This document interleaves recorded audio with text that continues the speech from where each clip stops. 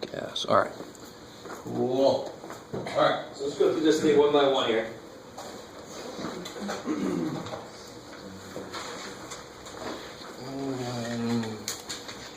Is that all I want to show you there yet?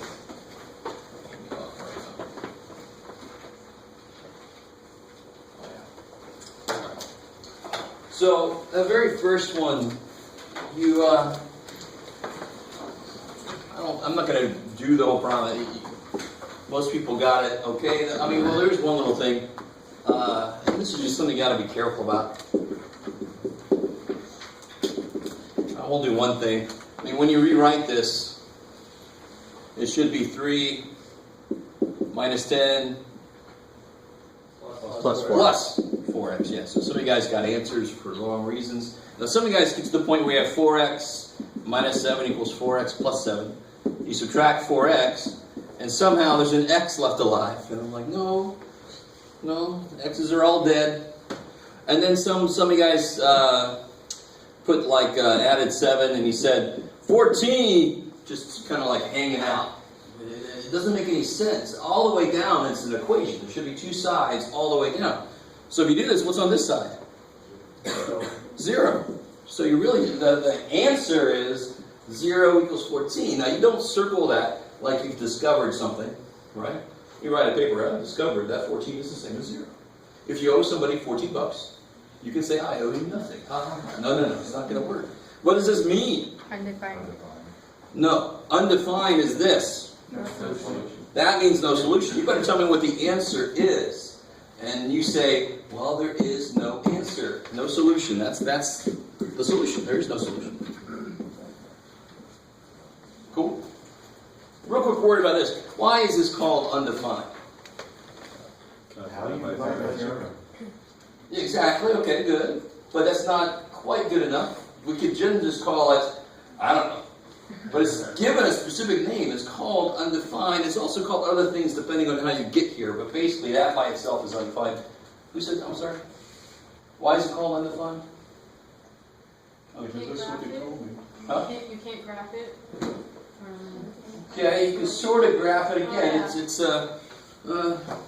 sort of like when you graph 1 over x. Oh, yeah. So I sort of graphed it. You know what I'm saying? Yeah. So watch this. This is kind of nifty. All right, what's 6 divided by 2? 3. Why? Don't tell me 2 goes into 6 3 times. Because 2 times 3 is 6. So 3 is the number that's defined such that multiply by 2 you get 6.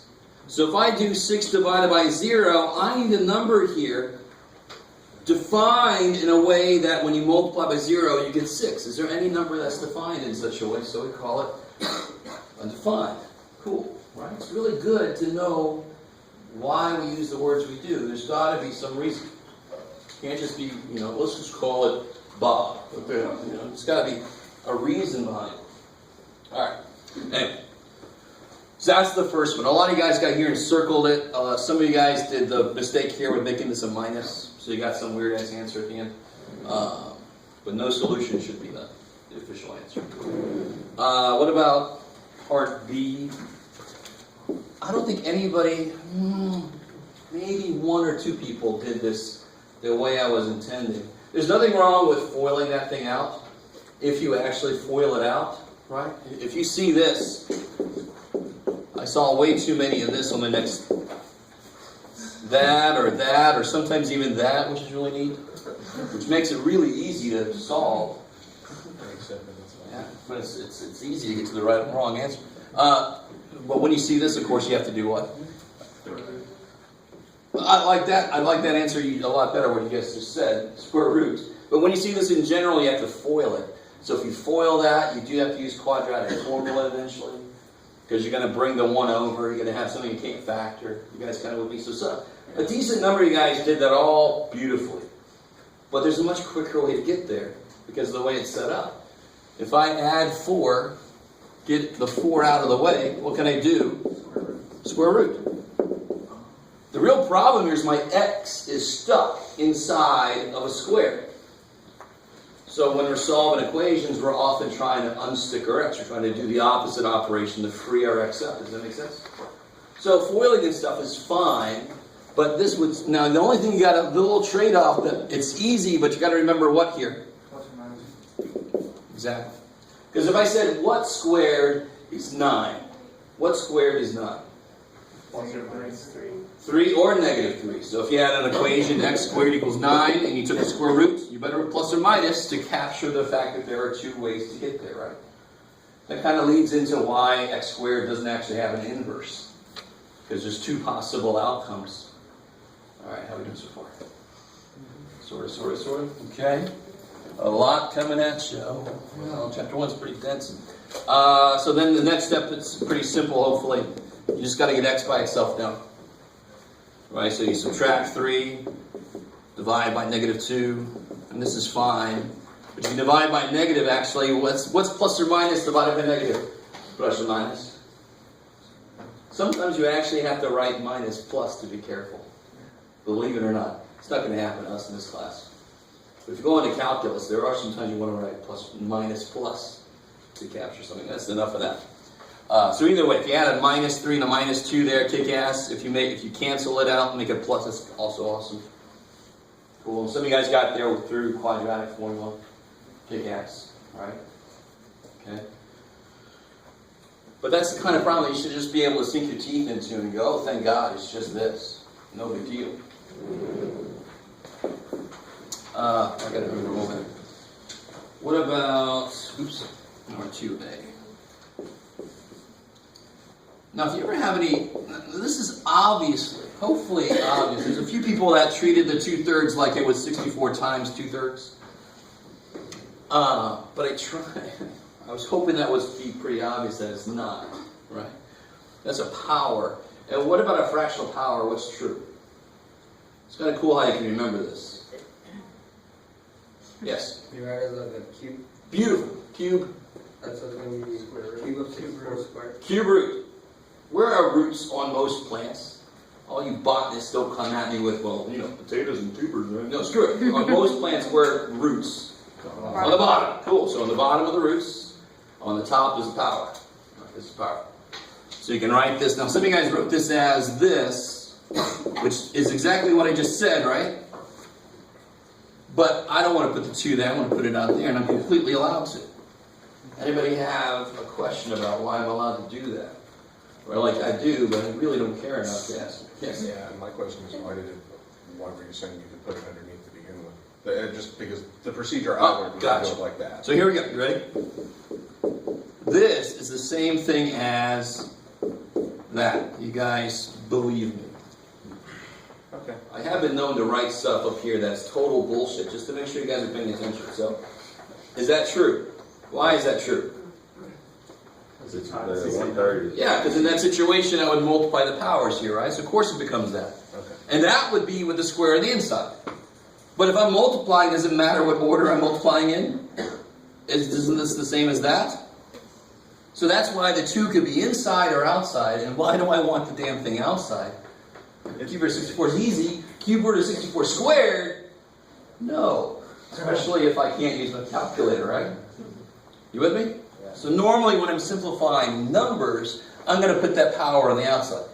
If I was simplifying just pure letters, I'm going to go ahead and put the power on the inside to make it more compact.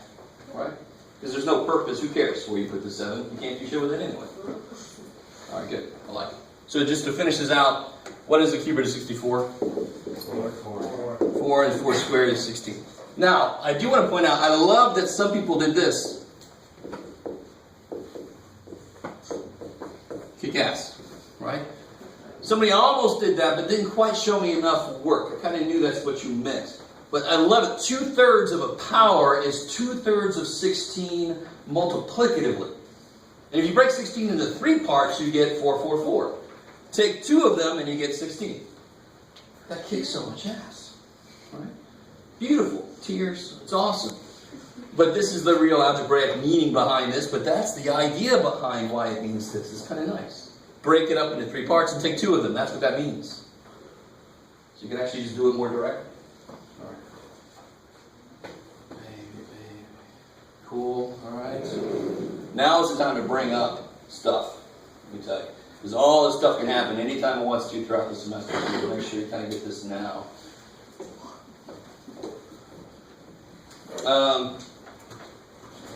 Oh, 2B was really hurt me. I'm sorry I have to be so blunt, but man. And I'm worried about, I've heard where teachers teach this incorrectly, which always drives me insane, because the most important thing to know about math is the grammar of math. If you don't know what order to do things in, it's exactly like English grammar, right? If I said in English, well, a house blue, I live in a house blue. But if I said that in Spanish, it'd be fine. French, it's that language's ordering that makes sense to other people, and you use that language. So math is a language.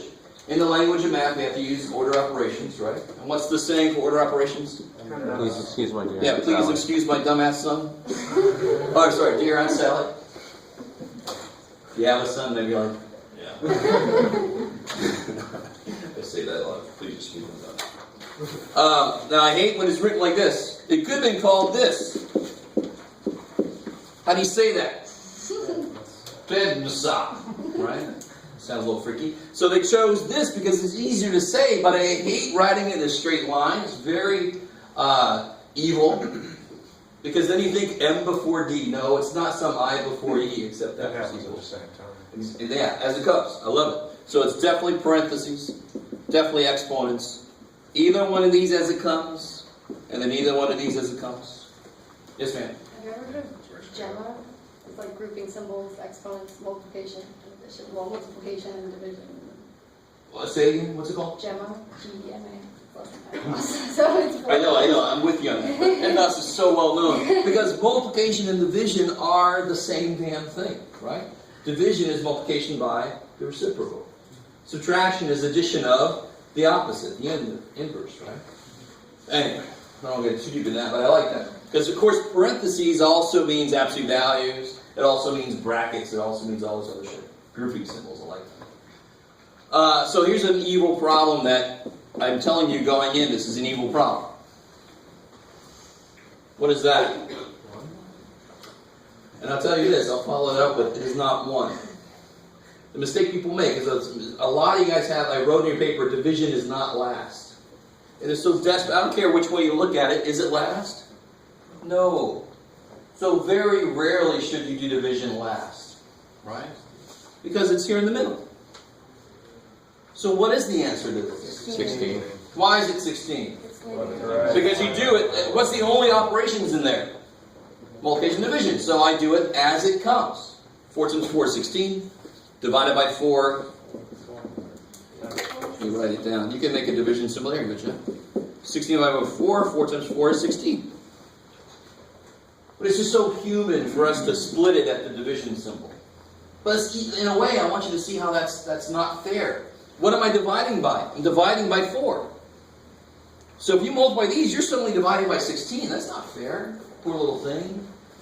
It's only supposed to get cut in 4 parts, and you're just cutting the hell out of it. Right? I watched too many horror movies. You guys semi with me here?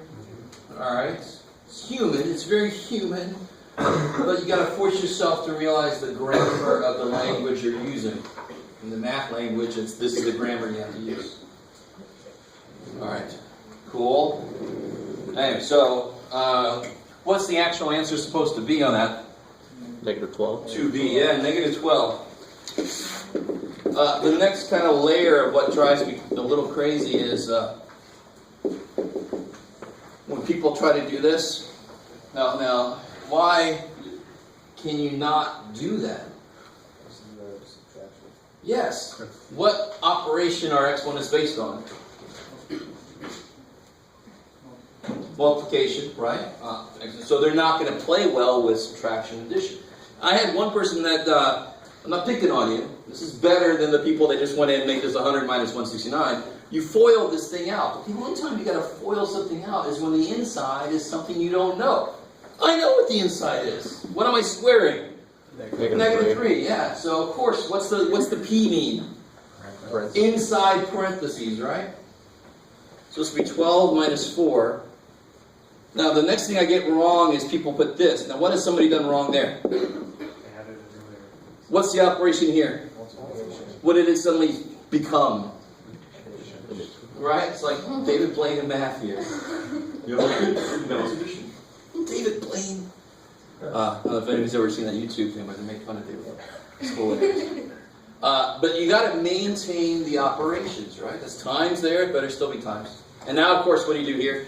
Multiply the 4. Yeah, because the next big mistake is people made that 24. But that's the mistake of I'm only dividing by 6, not by 24, right? So it's 4 times 9 is 36, divided by 6 is 6 times 4 is... And this is definitely, I know from the beginning this is the last thing I do, because it is the last thing. Right? So a few of us did 12 minus 4 and got 8, which is true, but not here. This is not 12 minus 4, this is 12 minus, I don't know yet. Right? So negative 12, okay. Cool. Kick ass. So again, don't feel overly bad, because again, it was kind of an ambush. You're not exactly back in half mode yet, but I just want to point out where you got to be careful, right? 2C, I just wanted to make sure you guys knew what negative powers really meant. So I loaded it down with negative powers.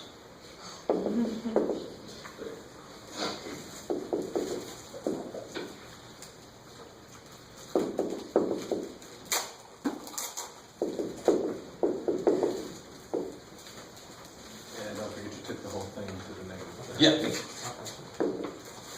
So, some of my colleagues, I don't know, they teach to bring this in first, and to me that's just crazy. What does order of operations say? Yeah, do in here first. And there's a whole lot of shit I can do in here, right? You definitely want to do what with these? Yeah, reduce them, right? So 6 over 15 becomes 2 over 5. Now, which one of these things wants to move? Yeah, all the negative stuff. So, we got to realize that these are not connected in the sense that 6 is not being raised to a negative power. What is 6 being raised to? What is 6 being raised to? 1. Understood. 1, we just don't write that. I mean, we have this, we could have a 1 there, a 1 there, a 1 under there. We could have the first root if I want to go really crazy. Screw that shit. Maybe we say X, with a whole bunch of understood 1s around the damn thing, right? Alright, go away. So this wants to go, not the 6. Those 12 X's want to go. So how many X's will I have now? 15. So a few of us made mistakes to put negative 9 there, but you're not adding powers. And that's why I like to flip it, because then I don't make a negative mistake. You have all these negatives, and then you're subtracting them, and you're like, oh shit. If you just bring 12 down, now there's 15 down there. No big deal. How many Y's go up? No, 11 at the end. So 8 go up, so you get 11. What happens with the Z's? They just flip. Yeah, those 5 go down. Those 4 go up. So then how many Z's you got left where? 1. Good. 1 Z on the bottom. Because 4 cancel, 1 is left on the bottom. Because it's more than work, right? 4 of them kill each other, and the one guy on the bottom is like, I'm saying others. Yes? Go through that bit for me, please. Sure. Which bit were there? With your Z's. Oh, so is that cool that they both switch, right? Because they're both to a negative power. Yeah. Cool. Now, if there's 4 Z's on the top and 5 on the bottom, how many cancel? Oh, okay. Yeah, so it's always going to be left in the place where there was an excess, right? Cool. It's much better than doing 4 minus 5 is negative 1, and then you got to flip the damn thing. Why even have that middle step? It makes no sense. Reduce, 4 cancel, 1's left on the bottom. Bam, right? I basically never use the subtraction rule, unless it's something really simple like, x7 over x4. Then I'm going to use subtraction rule, right? But, now what's the last, next to last step here? What is this telling me to do here? Good, so I would flip it, which doesn't mean put the whole thing under 1. That's technically true, but just flip it. Everything inside here flips. And then I have to do what? Cube. Oh, Jeff, you got the Z there, right? So we got that Z done. Then I still have to cube it. So I flip it, and I cube it. And I look at that power as 2 commands. Negative is flipped, 3 is cubed. So then you just cube everything, you should get 125 x to the 45, right? Because you multiply in this case.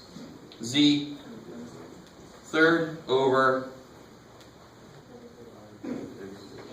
8. Y to the 33rd. Become a 3. There it is. Is that cool? Yeah, with the lost me on disease, that was all. Now, Oh, good. I'm All right. track. So the rest of it's good. All right. Cool. I forgot to treat division of powers as subtraction. Okay, good. Yeah. So, I mean, these things are in your head. I know they are. For some of us, it's been a while, or they leak out really fast, right? All right, cool. And then we get to factoring. We already looked at the cubes one last time. I'm not going to print out that factoring sheet from my website, but you should go print it out if you want to. You can have it sitting next to you while you do factoring stuff at home. You're not allowed to use it on the test, right? Because then I'm testing to see if you actually know what the hell you're doing. But let me do a couple of quick prep problems here. How would you factor something like this?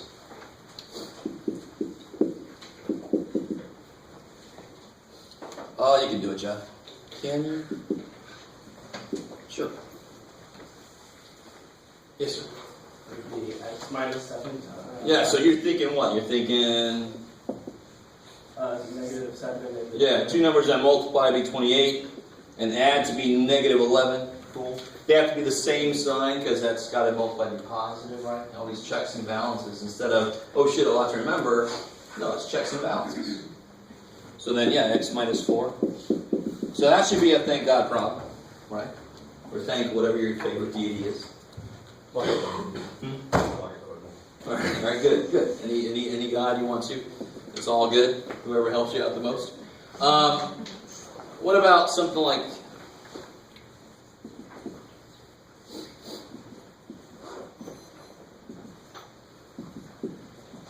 I like that problem. How do you factor that? Very carefully. I was waiting for that. You separate the second y minus 7, and you make it 2x plus 1 times y minus 7. Okay, good. Let's all catch up to that. There's a y minus 7 there. Mm-hmm. There is one y minus 7 there, right? So that should look a little bit better by itself. So I always, if that's the same as this, put a 1 in front. And now it should look very similar. It should look familiar. Then you can take out a y minus 7. They both have it. And then you have 2x plus 1. The biggest mistake is I have people that do that. They do that because they see 2 of them. But there ain't 2 of them. There's 1 of them that got distributed to both, right? All right. Okay, cool. I'm not going to spend a lot of time on this because this is something you're supposed to come in with. But I do want to get you all back up to speed with how this stuff works. Can we go over the cube again? Yeah. You're reading my brain. Get out of there. So. But it's nice. Okay. Sure. Let's see.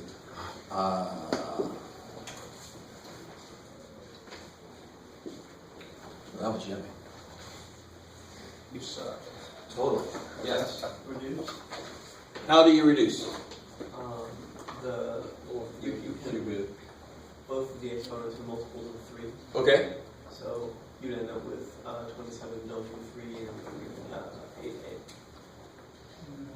Wait. So you can't make them go away, right? I always have people that try to like take a cube root of each or something interesting, which I understand why we do that sort of, but we can't just suddenly make it that. So I had a little too many people telling me like something like x squared minus 25 is x minus 5. Holy shit. So then 9 minus 4 would be 3 minus 2 is 1. Yay!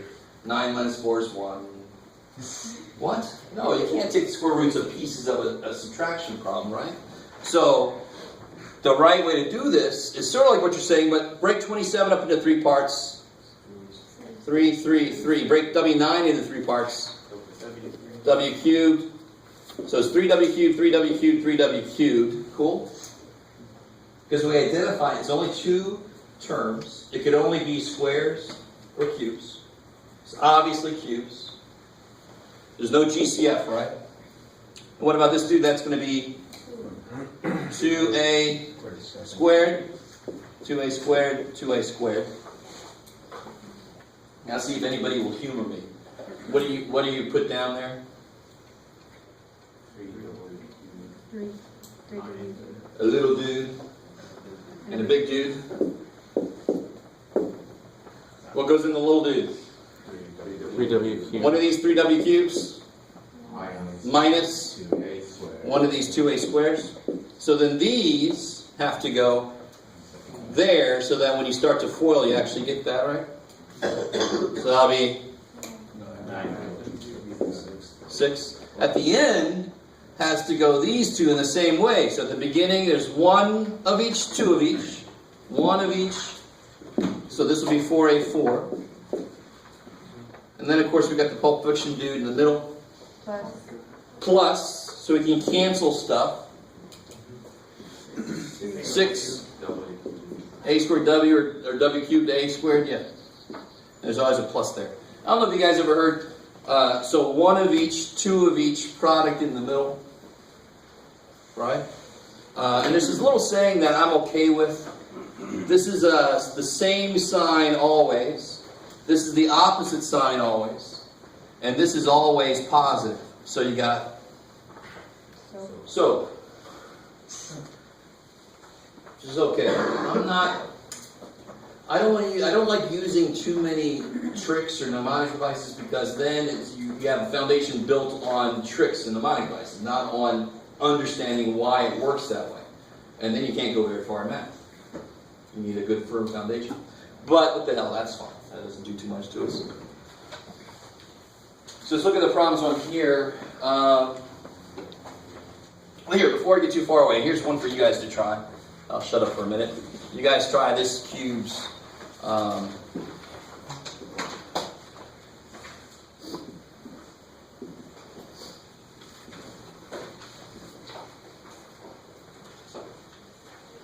try to factor that. Yeah, I guess it's fine.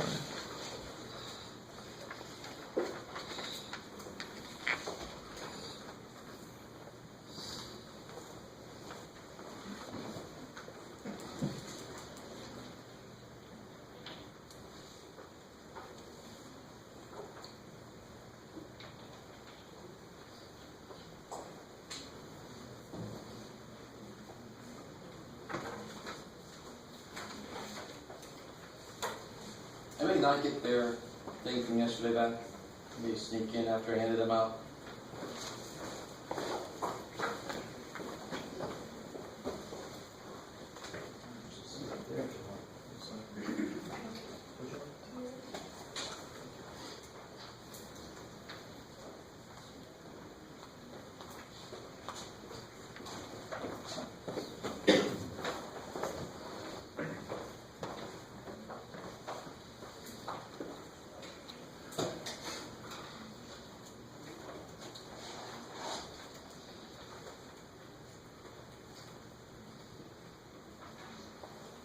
All right, so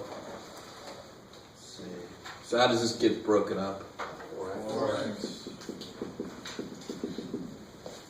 Y squared. You don't have to say it. Little dude, big dude. Remember, the big dude, you can never factor him unless there's some kind of GCF you missed from the beginning. Otherwise, it's impossible to factor the big dude. So what goes in the little dude? 4x plus y. Good. 4x plus y squared. So then these two have to go. 16x squared. Kick ass. Minus. Good. 4x y squared 4xy squared y plus. 4 Good. The other two y squares, so that's y4. Kick ass. And of course, if you have time, you can multiply back out to check it. Right? And real quick, I don't know if anybody's ever shown you this. This is not the best example to do this on, but let me try and see what happens. Well, let's see. This is going to be kind of gross, but too bad for us. What if, so that's done.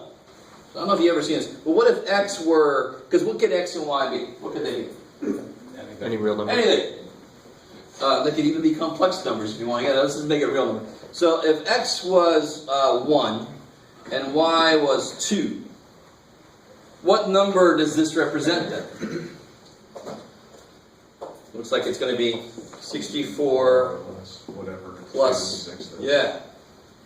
And of course 2 to the 6th is 64. So it'll be 128. Is that cool? Let me stop there. Is that cool? I'm doing weird shit now. But this is, when I first teach factoring, I like to show students, this is a number. I should be able to do anything with it that I can do with normal numbers. And one of the things I can do with some numbers is I can factor them.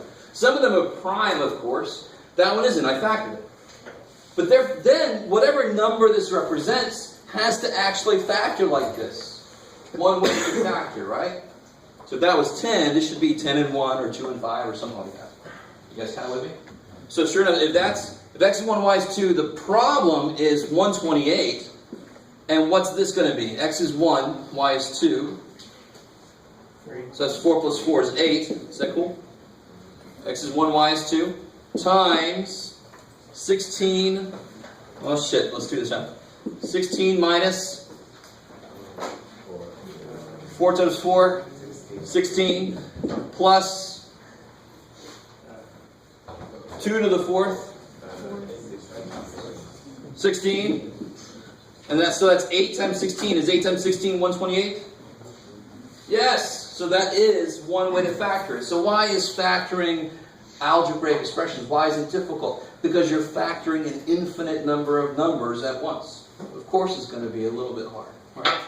And when you look at it like that was easy as hell. Shit. What'd you do this morning? Factored an infinite number once. Number of numbers. What'd you do? Nothing compared to that shit. Right? You guys kind of with me? Some of you guys have seen that before, though, right? You can pick a number. So it's kind of a way to check yourself, too. Another way to check your work. Okay. So let's see. What about this one here? Just a form that we haven't talked about yet.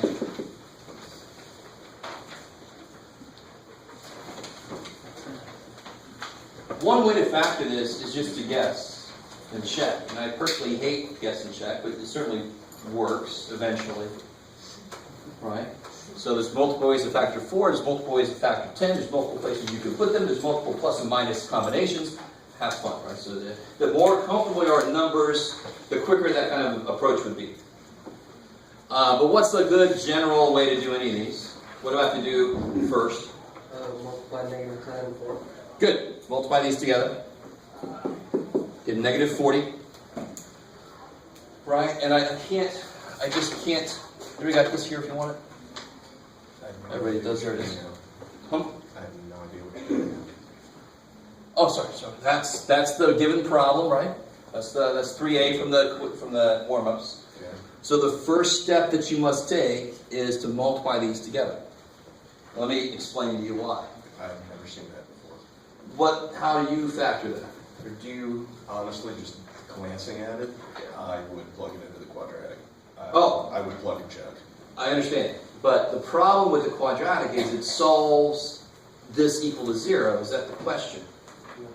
No. So what the quadratic formula does for you is it solves when something equals 0. When a quadratic function is 0, it'll solve that for you. It doesn't factor it. Now, there is a little bit of, you could use that to help you factor it, but I'm not going to go there. Yeah. Oh, okay. But here's a little motivation as to why we do this, just in case you haven't never seen this. So if I multiply these out here. Alright. So what do I get? 12x squared plus 15x minus 8x minus 10. So I get 12x squared plus 7x minus 10. How are we doing so far? Now, of course, I had to go and pick one. That's sort of... No, so you got to be a little careful. So I can't take factors of negative 10 to add to be 7. Because do negative 2 and 5 add to be 7? No. So the numbers that actually add to be 7, I want you to really see this, are factors of 10 mixed with factors of 12. right?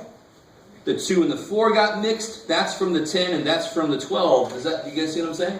No. Where did this 15 come from?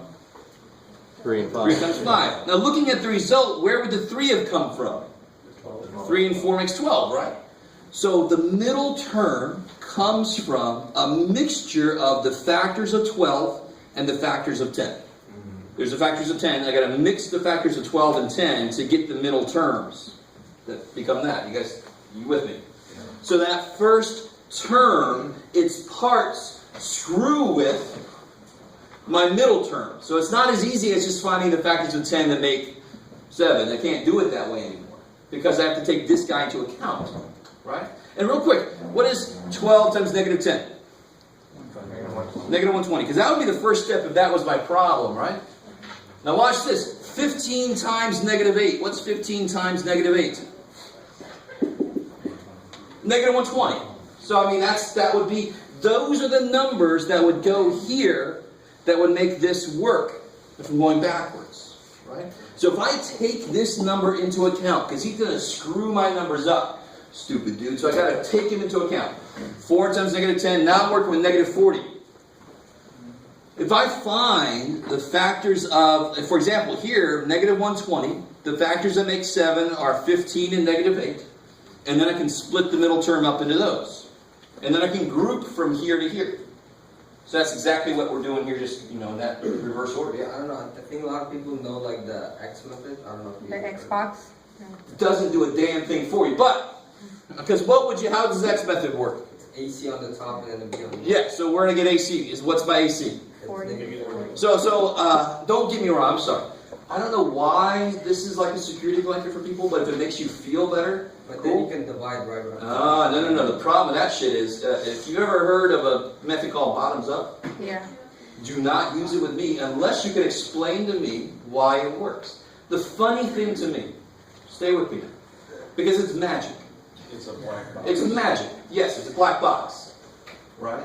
And if you can explain to me why it works, I'll be happy. And you're all like, screw this dude, my last teacher said it was fine. I'm like, well, if you were a calculus student, I'd be cool with it. At that point, you're supposed to know how to factor. So I'm like, let me show you some alternate stuff. But at this level, we're still making sure that we know how to factor. I don't want you doing magic. You divide, you reduce, and magically those are the numbers that work. So if you're able to explain it to me why it works, I will let you use it. Right? But I'm banking on the fact that probably you can't explain to me why the hell it works. And again, I really want you to understand this. And what would the next step be here? Don't you put like a negative 3 here or something, right? Yeah. Right. And so what am I going to do next? Find the numbers that add to be negative 3. So the steps we're using are the same steps. If this makes you feel better about it, cool. Right? The hard part of this problem is what we're about to do. The hard part is what numbers make it work, right? But here it's not that bad. What factors of 40 add to be, negative 40 make negative 3? Negative 8 and 5, right? And I would just do that. So I'm cool with that. If that X makes you feel better, that's fine. And I'm not trying to make fun of you. I'm really not. I personally just see no way that helps you get those numbers. But if it makes you feel good about it, use it. That's awesome. But then the next step for bottoms up is you would divide this by some shit. You know what I mean? Divide by 4. But you already got the hard part done. The next part is easy, and you can actually use a well-established form of factoring that actually mimics this. That's why it's much better. A better, stronger foundation to rest it on, right? Some of you guys are like, I don't care about your foundation. I just want to pass the damn class. You better be happy I'm here. So I rewrite this. What is negative 3x? Negative 8x plus 5x. See how it's mimicking this, just going backwards, right? 7 is 15 minus 8. Where did 15 and negative 8 come from? Factoring negative 120. So we factor negative 40, get these. These tell me how to split the middle term up. You guys see that? So there's the middle term. There's the middle term. Have I done anything? No. It's the same damn thing, Cyril. Good job, Jeff. But now how many terms do I have? 4. 4. So now I can use grouping, which you can totally explain to me why it works. Why does it work? This is the method we know. Hey, beautiful. Take a GCF out, take a GCF out, bam. That's what I really hate about this. Number one, black box. It hides what's really going on. And number two is, it's completely unnecessary. This should be easy, and if it isn't, you need the damn practice. Shit. Right? So this should be easy. What do I do? How do I finish this? Factor out a 4 on the y. 4x.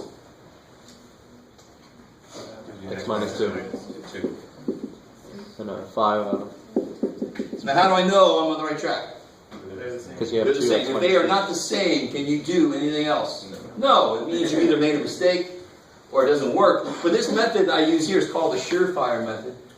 If you can find these two numbers, this has to work. Surefire. Right? I didn't make that name up, actually. I'm a Georgian, even though my accent is really hidden. Yes? What part of Georgia? Savannah. I was about to say the best part, but I gotta be careful. I went to high school in Marietta. Oh, okay, there you go. By the big chicken. I used to drive onions out of the dye. Oh, really? All right. It's been like 6 years since I've been back. Kind of sucks. Back when Paula Dean was still in good graces. Everybody's doing something. That wasn't Yeah. wrong, And then what's the last step on this problem? Yeah, the x minus 2 can come out. You get 4x plus 5. Doesn't matter which order I put these in? No. Of course not. It's multiplication. All right. Still looks like magic to me. But the reason I really, if you can follow, when I do something like this,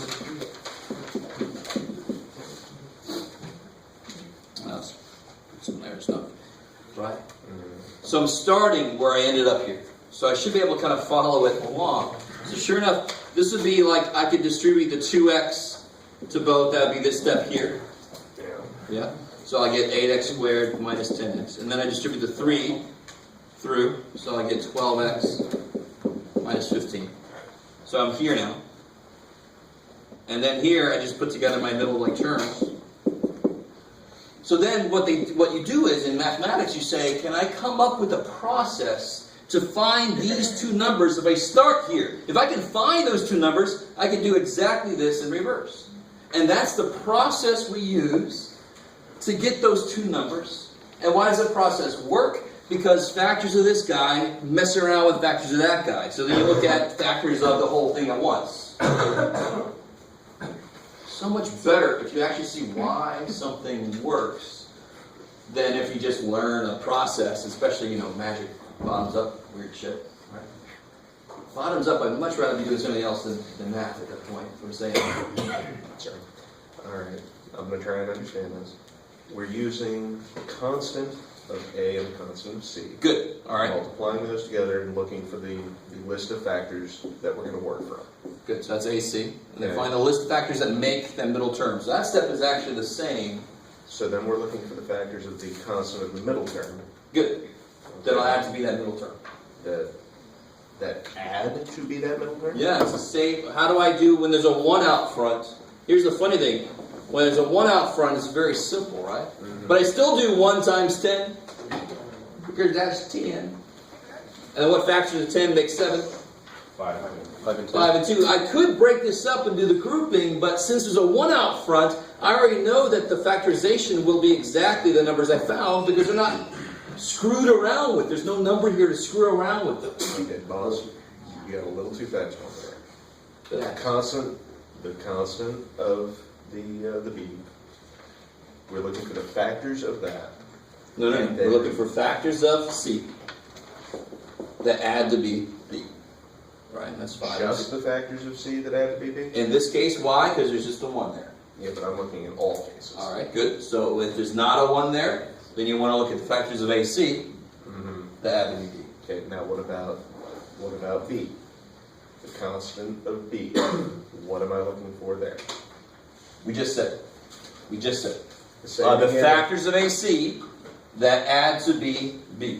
Or, Okay. is that cool? Okay, I'm tracking you so far. All right. Now, once I have found that, what do I do with those two factors? Where do You those do go? this.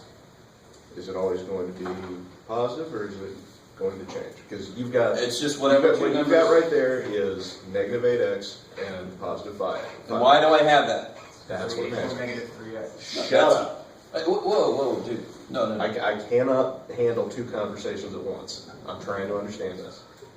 Now this is a general class conversation, so somebody could jump in. But, where did these two numbers come from? There's the factors of AC Good. That also do what? that add up to the D, Good. that add up to the constant. So if there was a negative 13 here, Mhm. it would have been negative 8 and negative 5.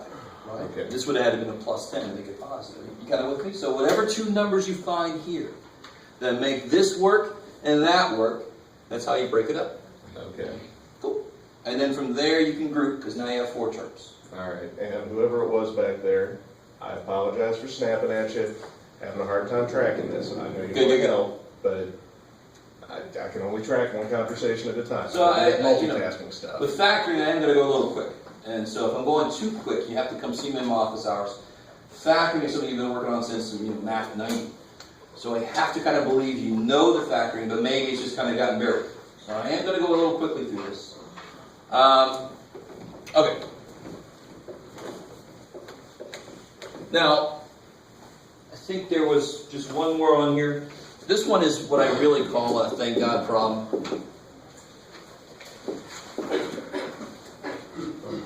Right? You should just say thank God when you see this.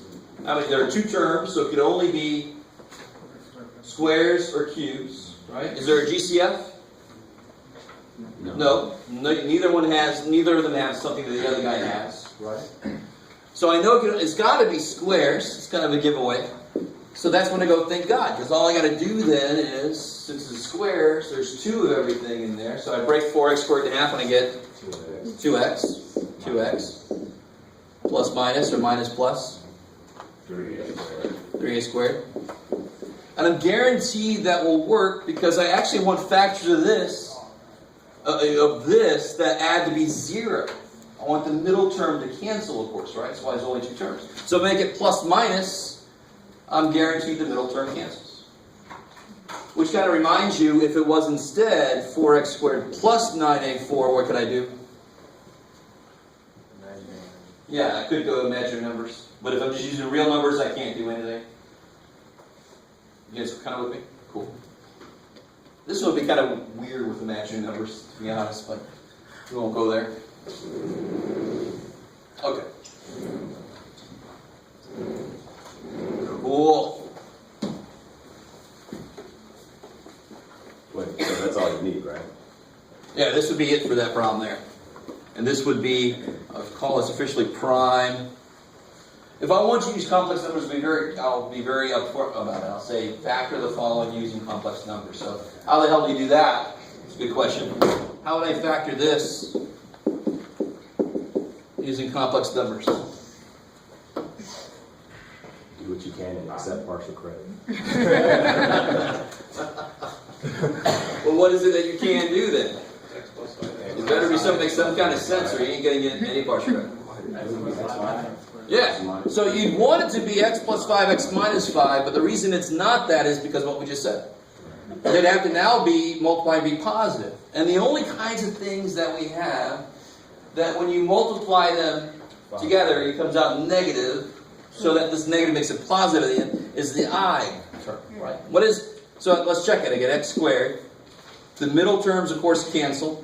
And what is 5i times negative 5i? Negative 25i. Negative 25i squared. And what's I squared? Negative 1. Negative 1. So the complex numbers come in and save your ass because it's the wrong sign. That I squared makes it become the plus that's there. How we doing? That was a lot of ones. Oh shit, alright. It's okay. But it's good to remember this fact about complex numbers, right? I'm not sure what else to say there. Yes, sir. If you set it to 0 and take the square root, don't you get 5i? Of course. Well, no. You get if I did have this equal to 0, and you brought the 25 over, and then what do you do?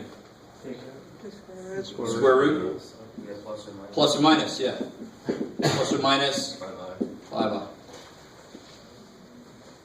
So if I ask you, what's the square root of negative 49, that should be just as easy as the square root of 49. If the square root of 49 is 7, the square root of negative 49 is 7i. 7i. right? So factoring x squared plus 25 should be just as easy as factoring x squared. One is real, one has got complex stuff. Does that see the analogy there? Good. All right. But then I get people that tell me the cube root of negative 8 is 2y or something freaky. What is the cube root of negative 8? Negative 2. Negative 2, right? Odd roots don't need weird ass shit. They're cool with negatives being inside them. They're cool with negatives coming out of them.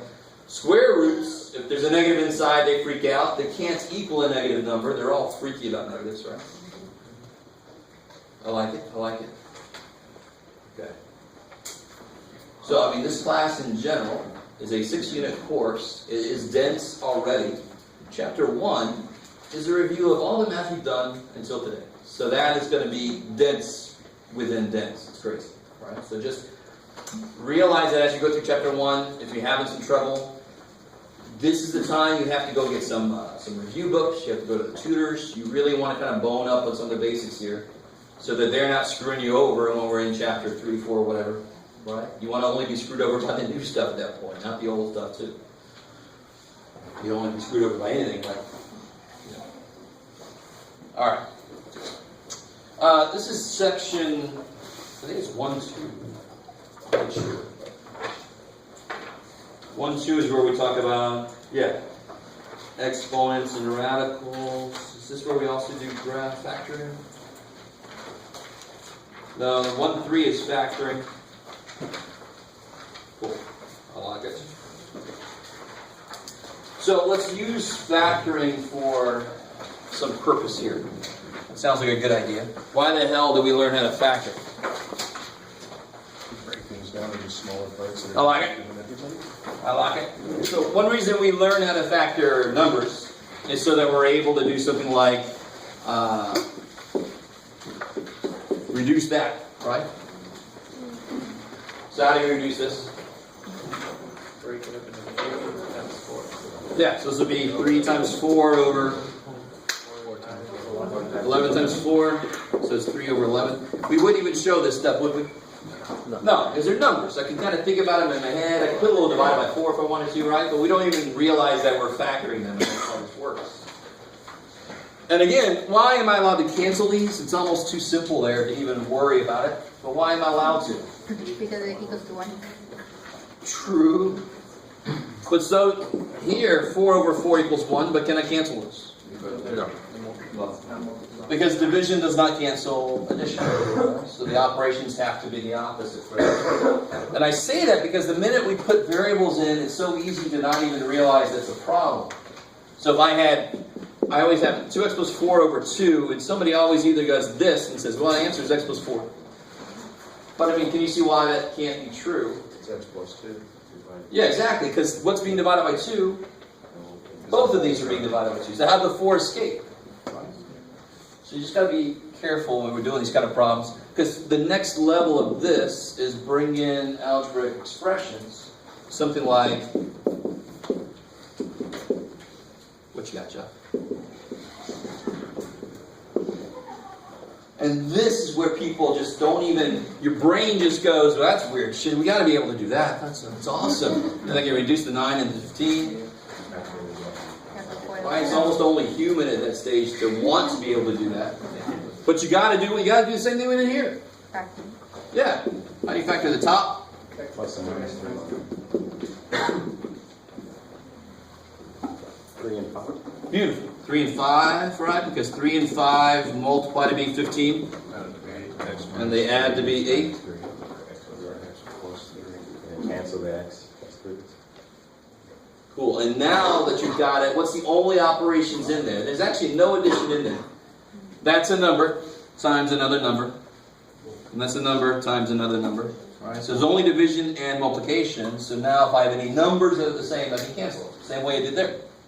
So sure enough, like you said, those go out. So the answer is... And you can do the same thing we did earlier. If you let x equal some number, this will be some rate and some fraction. And that'll be one way to reduce it. Tracking. Tracking. Yeah. Let's keep that guy happy. Huh? Let's keep him happy. Well, he's got a good point. Yeah, but we just gotta. I want this to be open communication, but I am gonna go a little quickly. You gotta slow me down if I'm going too fast over something right now. If I don't hear anything, I'm just gonna kind of keep going. Yeah. Which is when I will speak up. Good. I like it. I'd much rather you speak up now than screw up later. So, something with this. That's the idea. And if I had, I'm not gonna make a whole problem with it, but if I had this here. Please tell me you would not do 7 times 16. What's smarter here? Yeah. Cancel, cancel. And again, what we're really doing behind the scenes is you're factoring it. So if I had this times a whole other thing that looks like that, I would factor everything and then just start killing. Right? I can only kill if the one's on top and the one's on the bottom. Right? You don't play a lot of Call of Duty or anything, do you? No, actually, no. I need a video game fix. It's been a while since I've played. But no, I've never gotten into any of those, to be honest. Maybe I should. That would help me. Watch too many Game of Thrones. Yeah, there you I go. binge watched that. That's crazy. Season 4. What the hell did they just do to that guy? All right. They crushed his face. I saw that one too. Yeah. But there were Well, some- it's spoilers. I haven't seen the there were fourth some season worse. yet. Oh, I have not seen the fourth season. he didn't say what kind of rock that he didn't. I mean, don't get me wrong, I've read the book too, but... Oh, there you go. I haven't read any of the books. Anyway, last thing, and then I'll let us out of here a little early again. When I have a problem like this here, I'm going to say simplify this. One big mistake I see is people will do this. And on one level, I'm like, okay, at least you understand you have to have LCD before you go anywhere. But are you allowed to add one? This is where I do my dorky thing and I say, so 1/2 equals 2/3? Because I can just add 1. So just remember, this is so fundamental. 3 over x is a fraction, a number. If I'm not allowed to add 1 to the top and bottom of some other fraction, I can't do it here either. It's the same thing, so I can't just suddenly change the rules. How do I do this then? I appreciate the person that said cross multiply. You could use it if you're really clever about it, but the only place you're officially allowed to use that directly is if I have fraction equals fraction. That's the only place you can use it directly. Because if you end up, your answer has no denominator, you are wrong. Right? You're subtracting 2 fractions. You I have to believe most of the time it's going to end up with some kind of bottom unless it cancels. make it a common denominator. Beautiful. So what's he need? He needs an x. He needs an x. X plus 1. Good, because does he have an x currently? Yeah. No. What's he got? X X plus plus 1. beautiful. That's not x. That's one more than x. So he doesn't have an x, so he needs it. He doesn't have. So if you give him that, then they both have that. Now the next mistake I see is somebody will write this. Bam! Cancel that. Right? They'll just. Bam! It's gone. I only needed it for a second, and then just go right into it. It doesn't make any sense. Now again, why can I not cancel this? Because that is not the same. The x minus 3, etc. is not the same as 2 terms. Gotcha. There's 2 terms up here, only 1 down here, so this division can't cancel out part of a subtraction. Right? So the other way to do this, I kind of try to teach not to do this, because it's so human of us to want to do that. So a way around that is to just go ahead and simplify the top as you go. So it's x, but then the next mistake I get is this. And I've actually just made a mistake. What mistake did I make? Beautiful. So I try to teach people you could either make this plus and negative. Anytime you have a minus in the middle, you can just bring it there so you remember to bring it all the way through. So there should be a minus 3 there, right? Those minuses always find a way to hurt us. It's sort of like Jurassic Park nature always finds. Minuses always find a way to screw us over. Right? That's a little lesser known scene from that movie. Jeff Goldblum. Yeah. Minuses always find a way. So that's what I get. And can I go any further with that? Hell no. I can't factor the top, so as a piece, I can't factor the top. So there's not going to be anything common to kill. All right. So that was kind of quick. So just to make sure you guys understand, we just officially made it through 1-4.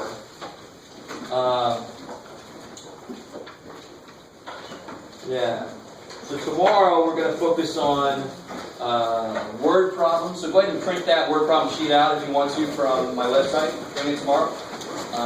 And we're going to focus on little bits and pieces to finish out chapter 1 tomorrow. Do you do like the first 5 minutes for homework questions? Yeah. How far did you get? At least 5 minutes, we'll say, yeah. You have to say what.